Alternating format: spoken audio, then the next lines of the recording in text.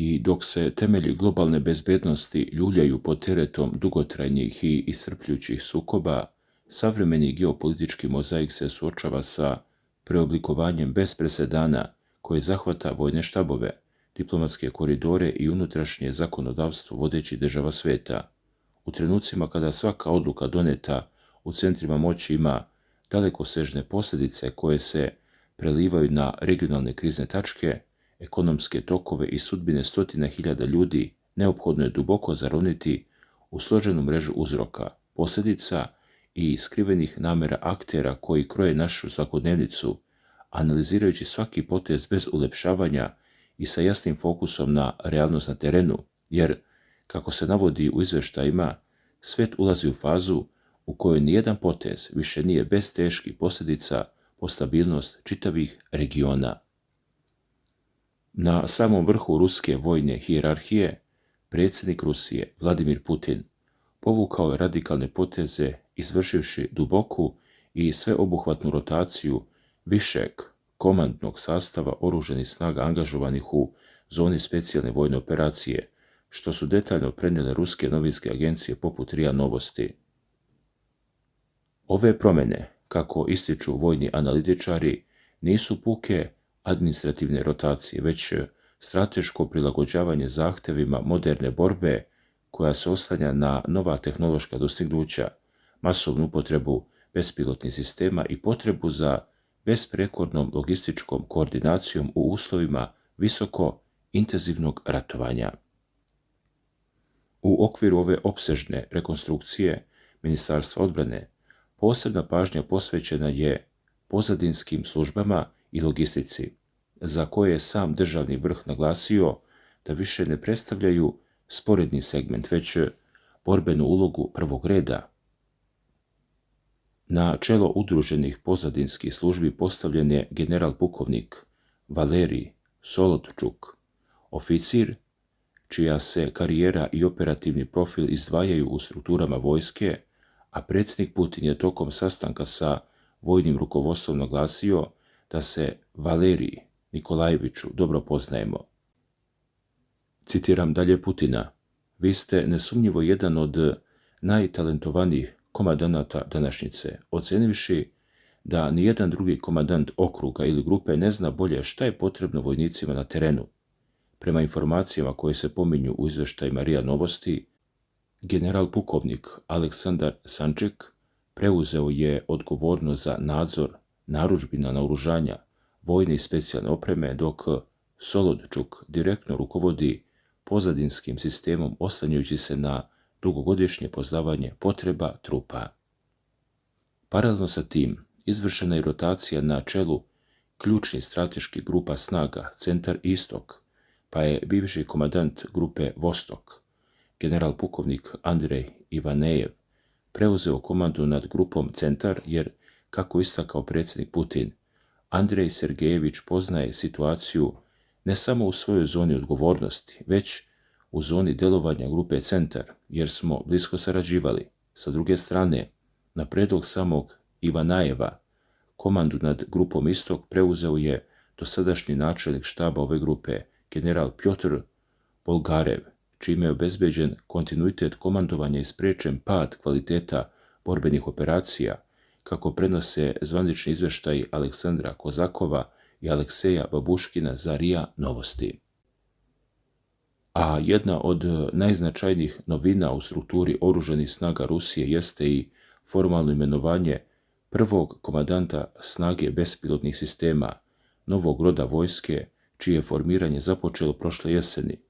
Na ovu visoko odgovornu dužnost postavljen je general pukovnik Denis Ljamin, koji od 2023. godine obavljao funkciju načelnika štaba Centralnog vojnog okruga, a predsjednik Putin je povodom ovog imenovanja izjavio da ova nova grana vojske tek počinje da se oblikuje i da se nada da će Ljamin kao jedan od najkvalifikovanijih stručnjaka dovesti ovu granu vojske do kraja. Iskustvo koje Ljamin nosi predstavlja osnovu na kojoj državni vrh gradi očekivanja da će ovaj rod vojske u potpunosti zaokružiti svoju strukturu i odgovoriti na zahteve savremenog ratovanja u kojem dronovi kroje sudbinu svakog taktičkog zadatka. I dok se na istočnom frontu povlače ovi strateški vojni potezi, globalna geopolitička scena trpi snažne potrese i u odnosima na Bliskom istoku, gdje se prepliću interesi velikih sila i regionalnih aktera.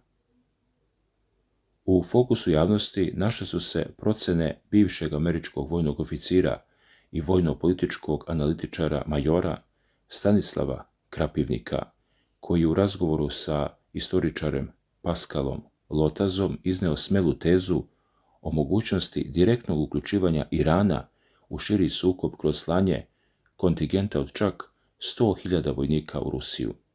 Prema Krapivnikovoj analizi, koju prenose regionalni portali, Iran ima priliku da pošalje 100.000 vojnika u Rusiju kako bi stekli borbeno iskustvo.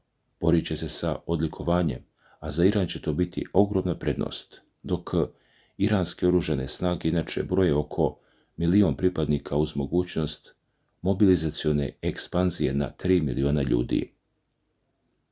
Krapivnik u intervju ističe da se u Ukrajini faktički vodi sudar sa strukturama NATO pakta, navodeći prema dostupnim informacijama da je 10.000 Poljaka poginulo zato što su se dobrovoljno prijavili, te ocenjuje da bi svako prisustvo iranskih snaga dodatno usložilo ravnotežu snaga na globalnom nivou, mada zvanično to nije potvrđeno od strane međunarodnih institucija. Dalje, sa druge strane, unutar samog Irana, politički vojni vrh šalje oštre poruke Sjedinjenim Američkim Državama, naglašavajući kroz izjave koje je preneo Press TV da se pritisci i konfrontacije ne mogu završiti jednostranim diktatom. Savjetnik lidera Islamske revolucije i bivši komandant Iranske revolucionarne garde IRGC Mohsen Rezai izjavio je u televizijskom intervjuu da su Sjedinjene Američke Države pretrpele poraz u polovini takozvanog Trumpovog trećeg rata protiv Irana, dodajući da su iranske snage porazile planove Vašingtona i nanele mu velike gubitke. Rezai je izjavio da je Iran bio spreman da izvede napade na 3 lokacije u Ukrajini nakon incidenta sa brodom, ali da je operacija obustavljena pošto je iz Kijeva saopšteno da je napad bio posljedica greške, iako zvanični izvori iz Ukrajine i zapadni mediji ovakve navode za sada ne potvrđuju i poručuju da ovo treba uzeti sa velikom rezervom.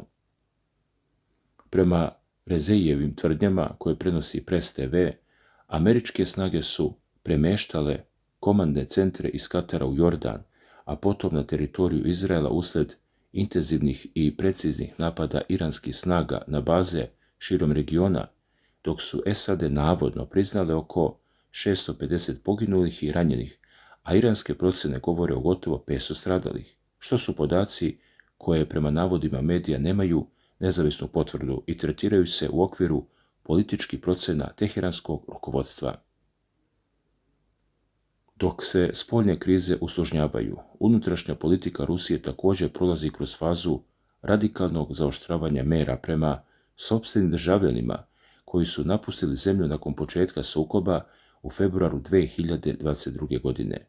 Predsjednik Vladimir Putin potpisao je 5. avgusta zakon kojim se uvode oštre privremene restriktivne mere protiv ruskih građana u inostranstvu koji su osuđeni u odsustvu i za koje nadležni organi tvrde da izbjegavaju izvršenje pravosnažnih sudskih presuda ili administrativnih kazni, prenose portali poput EU Alive i List Danas. Ovaj zakon, kako navode izvori, obuhvata širok spektar sankcija, od zamrzavanja domaćih bankovnih računa i zabrane korišćenja elektronskog bankarstva, preko zabrane prodaje i prenosa nepokretnosti, automobila i imovine, pa sve do uskraćivanja konzularnih usluga, izdavanja pasoša i korišćenja državnih portala. Pri čemu je jedini izričiti izuzetak izdavanja potvrde kojom se potvrđuje da je osoba živa. Pravni stručnjaci i organizacije za zaštitu ljudskih prava poput udruženja Prvi odsek ocenjuju ove mere kao kumulativni udar koji u praksi proizvodi efekat efektivnog oduzimanja državljanstva ili građanske smrti za 100.000 ljudi, uglavnom antiratnih aktivista, nezavisnih novinara i opozicionara koji su utočište potražili van granica Ruske federacije. Konzervativne procene koje prenose mediji govore da se u inostranstvu i dalje nalazi između 650.000 i preko milion ruskih državljana, uključujući one koji su napustili domovinu tokom talasa delimične mobilizacije u septembru 2022. godine, kao i stručnjake iz IT sektora.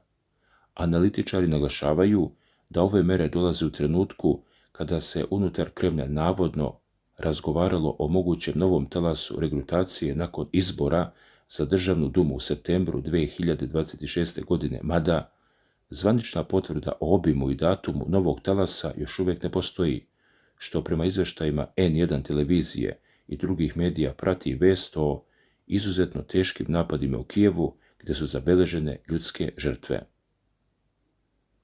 Kada se svi ovi fragmenti spoje u jednu jedinstvenu celinu, jasno je da se svijet nalazi u periodu duboke transformacije u kojoj se ekonomske sankcije, diplomatski pritisci, unutrašnje mere i vojne reforme prepliću sa nemilosrdnom preciznošću. Sukobi u Ukrajini, tenzije na Bliskom istoku, preoblikovanje komandnih struktura na frontu i radikalne zakonske mere prema građanima u inostranstvu predstavljaju lica iste realnosti u kojoj nijedan potez nije slučajan i u kojoj se odluke velikih sila, poput Rusije i Sjedinjenih Američkih Država, direktno odražavaju na sudbinu miliona ljudi širom planete. Pitanja koja ostaju otvorena tiču se krajnjih dometa ovih strategija, te se sa tim u vezi postavlja nekoliko ključnih dilema za javnost. Šta vi mislite, da li će ove krupne rotacije i imenovanja u ruskom vojnom vrhu uspjeti da donesu preokret na frontu u narednim mjesecima ili će dodatno iscrpeti resurse države? Kako procjenjujete tvrdnje o mogućem slanju 100.000 iranskih vojnika u zonu sukoba i da li bi to moglo potpuno da promijeni karakter ovog rata prema analizama medija? Kakve će dugoročne posljedice po rusku dijasporu u inostranstvu imati novi zakoni o takozvanoj građanskoj smrti i uskraćivanju konzularnih usluga? I da li verujete da će diplomatski i politički pritisci na Bliskom istoku dovesti do smirivanja tenzija ili do nove, znatno opasnije eskalacije između Vašingtona i Teherana?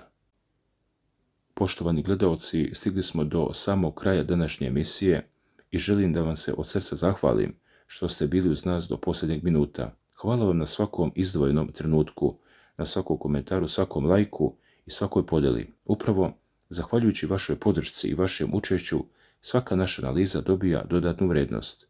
A sada bih dodatno volio da čujem i vaše mišljenje, jer mislim da se upravo ovdje otvaraju neka od najvažnijih pitanja cele današnje priče.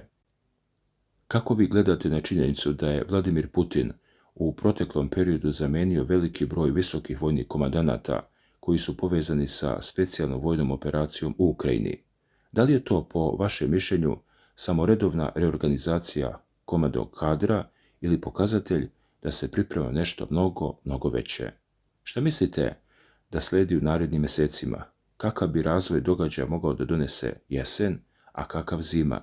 Da li nas očekuje novo intenziviranje sukoba ili smatrate da ipak postoji prostor za ozbiljnije diplomatske pregovore? Mnogi analitičari iznose različite procjene, ali konačan razvoj događaja tek ćemo vidjeti. Jedno je sigurno, ako pogledamo sve ono što se dešava posljednjih mjeseci, stiče se i utisak da je mir i dalje veoma daleko. Nadamo se da će se situacija rješavati političkim i diplomatskim putem, ali trenutno izgleda da je sukob između Rusije i Ukrajine i dalje u veoma složenoj i neizvjesnoj fazi. Zato vas pozivam da u komentarima napišete svoje mišljenje. Volim da pročitam vaše stavove i argumente, jer među vama ima mnogo ljudi koji prate geopolitiku godinama i često donesu veoma zanimljive uvide. Ako vam se dopala ova analiza, podržite kanal lajkom, pretplatite se ukoliko to još niste učinili i uključite zvonce kako ne biste propustili naredne emisije. Još jednom, velikom hvala što ste bili uz kanal Obavijesti me. Čuvajte sebe i svoje najbliže. Želim vam mirno i prijatno večer i vidimo se vrlo brzo u narednoj analizi. Svako dobro i prijatno.